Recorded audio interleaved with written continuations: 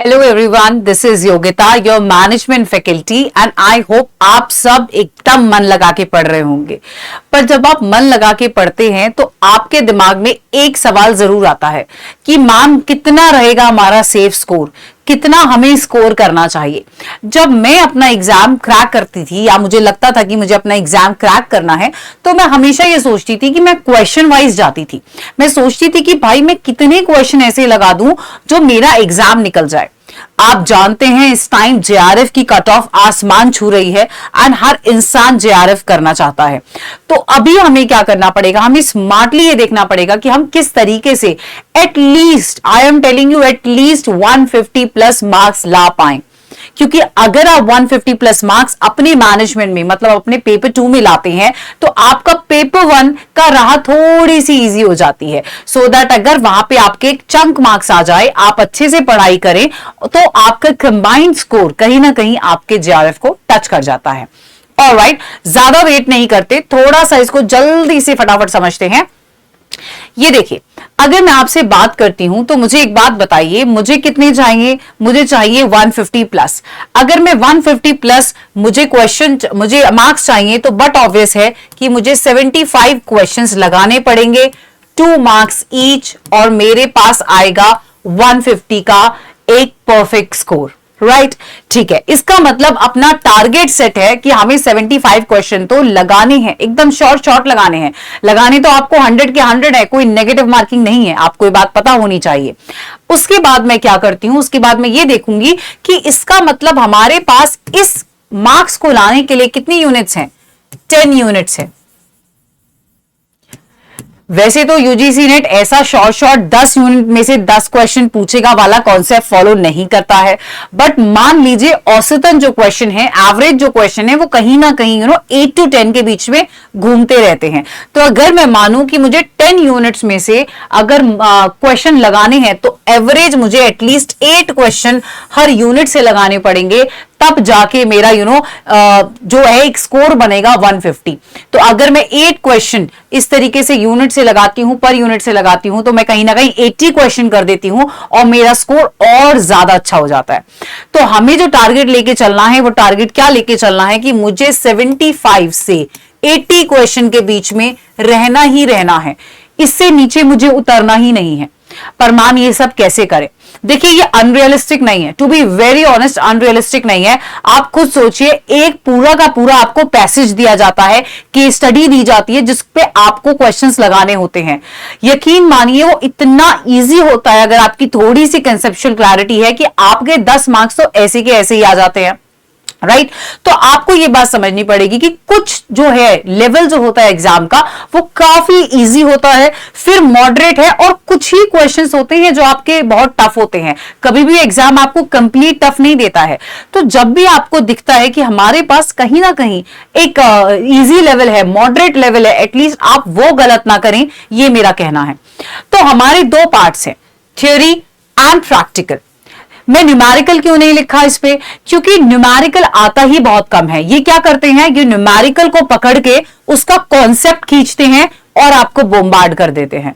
मतलब आपको फॉर्मूला, आप मुझे बताइए, कैलकुलेटर तो अलाउड नहीं है, तो आपको कितनी बड़ी न्यूमेरिकल पूछेगा जो आप इजीली काउंटेबल हो।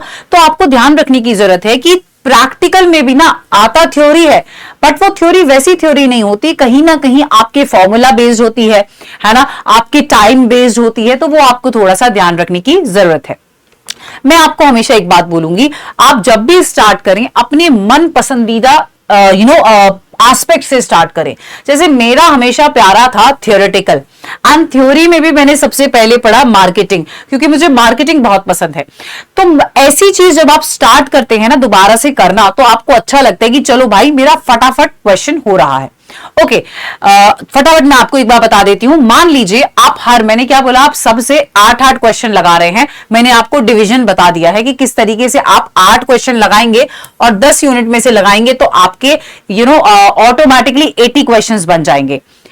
आप business management and managerial economics की बात करते हैं, ये सबसे इजी कंसेप्ट है, इनको जाइए, इनको पढ़िए। यहाँ पे इकोनॉमिक्स, आपकी इकोनॉमिक्स मैक्रो माइक्रो लेवल की नहीं आती, बहुत छोटी मैनेजरियल इकोनॉमिक्स आपकी आती है, एंड आप इसमें से इजी ब्रीजी अपने मार्क्स अपने क्वेश्चन 8 to 10 आराम से निकाल सकते हैं, बिना सोचे समझे निकाल सकते हैं, अगर आप इसको थोड़ा सा पढ़ ले। इकोनॉमिक्स में आपको थोड़ा सा कंसेप्चुअल क्लैरिटी होना चाहिए, and I think business management तो मैंने आपको वैसे भी इतना पढ़ाया हुआ है। अगर मैं बात करूं ओबी एंड एचआरएम की, वैसे ये दोनों अलग अलग यूनिट्स हैं। यूनिट्स कैसे, जैसे ओबी एंड एचआरएम एक यूनिट है एंड एचआरएम का खुद का एक यूनिट अलग है। तो अगर मैं ओबी की बात करूं तो ओबी एंड एचआरएम में से भी आराम से 10 से 15 क्वेश्चन मिला के बन जाते हैं। क्यों? क्योंकि ओबी एक अलग है एंड एचआरएम एक अलग है, तो आपको इसको भी यहां पे टारगेट करना है, एंड आप इजी 10 क्वेश्चन तो आपको इजी ब्रीजी देखने को इसमें से मिलते हैं, right.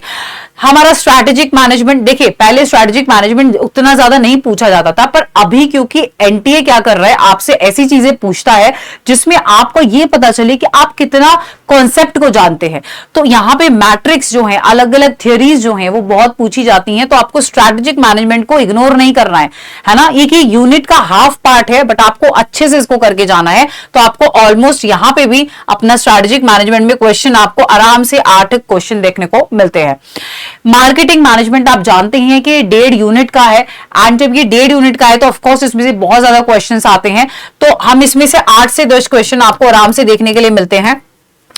Alright, international business and entrepreneurship development, ये थोड़ी चीजें ऐसी हैं जो ये थोड़ी सी ना कैसी होती हैं, फैक्चुअल होती हैं। मतलब या तो आपको पता है या आपको नहीं पता है। आपको थ्योरी या तो पता है ये वाली, और अगर थ्योरी नहीं पता है तो आपको नहीं पता है।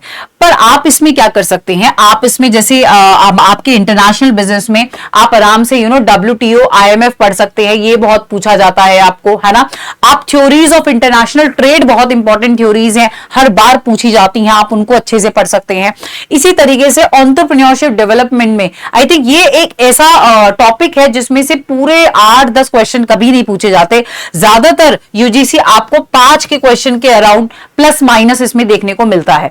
बट इसका मतलब ये भी नहीं है कि ये बाकी क्या करेंगे। ऑफ कोर्स जो क्वेश्चन यहां से निकले हैं वो कहीं ना कहीं यहां पे डिस्ट्रीब्यूट होते हैं।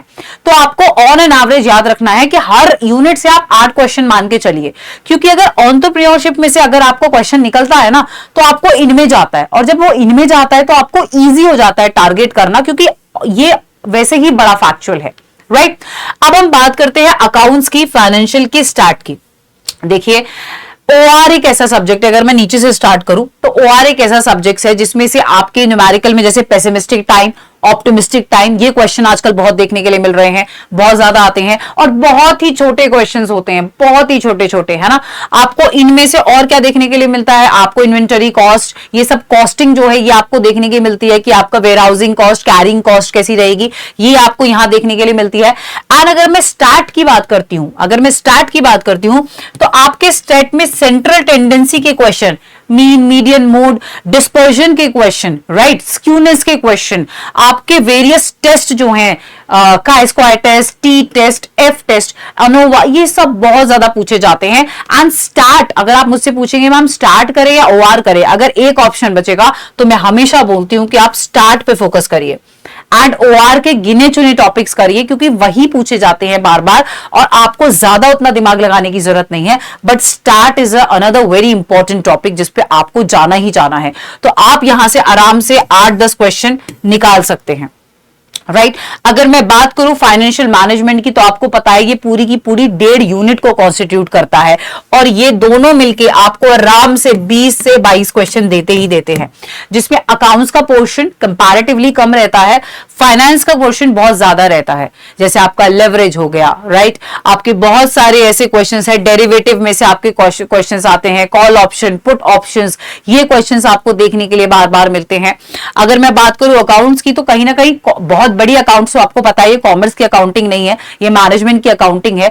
तो आपको इसमें क्या देखने के लिए मिलता है, इसमें आपको अकाउंटिंग से कॉस्ट अकाउंटिंग पूछी जाती है, वर्किंग कैपिटल मैनेजमेंट, ऐसी क्वेश्चंस आपको देखने के लिए मिलती है। ऑल्सो अकाउंटिंग स्टैंडर्ड, मैंने देखा है कि हमेशा एक अकाउंटिंग स्टैंडर्ड को ये ऑल्टरनेट पेपर्स में पूछ ही लेते हैं, तो आपको अकाउंटिंग स्टैंडर्ड करने की जरूरत है। तो अगर आप इन एन एवरेज देखेंगे, तो अगर आप हर यूनिट से भी अगर मैं इसको और इसको अलग कंसिडर करती हूं, तो मैं हर यूनिट से भी कहीं ना कहीं 8 क्वेश्चन आराम से बना सकती हूं। मान लीजिए 10-12 क्वेश्चन है, 10-12 से ज्यादा क्वेश्चन आपके आ रहे हैं और आप 8 क्वेश्चन भी अच्छे से लगा रहे हैं। क्वेश्चन तो ऑफकोर्स ज्यादा आएंगे, मैं ये कहना चाह रही हूँ कि 8 क्वेश्चन आप लगा पाएंगे, राइट। तो अगर आप ऑन एन एवरेज अच्छे क्वेश्चन लगा पा रहे हैं, आप ये देखिए कि अगर आप भूल चूक भी कर देंगे, तो भी कोई प्रॉब्लम नहीं है। फॉर एग्जाम्पल मैं अगर आपको बोलती हूं कि हमारा जो पेपर है, हम सिर्फ 150 मार्क्स के लिए एम कर रहे हैं। सोचिए, सिर्फ 150 मार्क्स के लिए, राइट, सिर्फ 150 मार्क्स के लिए हमें एम करना है। अभी तो बहुत बड़ा पोर्शन जो है, जो बहुत बड़ा चंक है, वो एज इट इज ही बचा हुआ है। सिर्फ आपको नहीं लगता कि आप 150 मार्क्स ला सकते हैं? आपको नहीं लगता कि आप 100 में से 75 क्वेश्चन कर सकते हैं? सोचिए कितना बड़ा चंक तो ऑलरेडी वहां पे है जो आप खाली छोड़ रहे हैं। जबकि आपका बहुत इजी ब्रीजी, जहां पे आपकी नेगेटिव मार्किंग नहीं है, जहां पे आपको कोई ऐसा नहीं है कि आपको अगर आपने सवाल लगा दिया, गलत हो गया, आपने पहला दबा दिया, आप दूसरे पे वापस नहीं जा सकते हैं, ऐसा कुछ भी नहीं है। जो दिमाग में आता जाए वो फटाफट क्लिक करते जाइए। अब जब डाउट था उन क्वेश्चन पे दोबारा जाइए, उन डाउट वाले क्वेश्चंस को करते जाइए, एंड एंड में जो क्वेश्चंस आपको बिल्कुल नहीं आते, उन पे जो भी आपको ठीक लग रहा है, एक लॉजिकल गेस लेके, एक वाइल्ड गेस लेके उसको आप कंप्लीट करिए। तो आई डोंट थिंक सो कि आपको 100 क्वेश्चन में से 75 से 80 क्वेश्चन निकालना कोई बहुत बड़ी बात है। बट ये बात उन लोगों के लिए है जो लोग एक्चुअली में पढ़ रहे हैं। आप अगर सोचे कि आप बिना पढ़े 75-80 क्वेश्चंस लगा देंगे तो माइंड माय वर्ड्स ये नहीं होगा। पर अगर आप पढ़ रहे हैं और आप 75-80 क्वेश्चन नहीं लगा पा रहे हैं, तो आपके लिए एक बहुत रामबाण इलाज है। वो ये है कि आपको कुछ नहीं करना है, आपको प्रीवियस ईयर क्वेश्चन पेपर उठाने हैं, नंबर 1, एंड नंबर 2 आपको करना है मॉक टेस्ट। बस मैं बता रही हूं, सब कुछ छोड़ दो। आपने अगर एक बार पढ़ चुके हो ना अपने सिलेबस को, तो मॉक टेस्ट लगाते जाओ। अगर आप पूरा सिलेबस भी नहीं पढ़े हो, तो पर्टिकुलर सब्जेक्ट से आप मॉक टेस्ट लगाते जाओ जो आपने कर रहे हो। मॉक टेस्ट आप जितने लगाओगे, पढ़ना एक तरफ है और मॉक टेस्ट एक तरफ है। माइंड माय वर्ड्स, पढ़ना एक तरफ है, मॉक टेस्ट एक तरफ है। आप मॉक टेस्ट लगाते जाइए, इससे आपको भी पता चलेगा कि आप कहां पे स्टैंड कर रहे हैं, आप कितना कर पा रहे हैं। मैं हमेशा कहती हूं कि आपका कंपटीशन किसी से भी नहीं है, आपका कंपटीशन सिर्फ अपने आप से है। अपने आप को जांचिए। प्लान कर लिया, पर कंट्रोल करने के लिए हम क्या करेंगे, हम मॉक टेस्ट लगाएंगे। तो आई थिंक ये बहुत क्रूशियल टाइम है जहां पे आप मॉक टेस्ट लगाइए। इससे आपको पता चलेगा आप अपने सेफ स्कोर पे आ पा रहे हैं या नहीं। सो आई थिंक मैं आपको समझा पाई कि किस तरीके से आप इजी ब्रीजी अगर आपने पढ़ा है तो 150 प्लस स्कोर कर सकते हैं। कोई बहुत अनरियलिस्टिक बात नहीं है, क्योंकि अनरियलिस्टिक करना ही नहीं है हमें जेआरएफ निकालना है, अपने पास कोई ऑप्शन ही नहीं है। So I think thank you so much, this is it for today's session, and मैं दोबारा आपके लिए बहुत अच्छे सेशन लेके आती रहूंगी।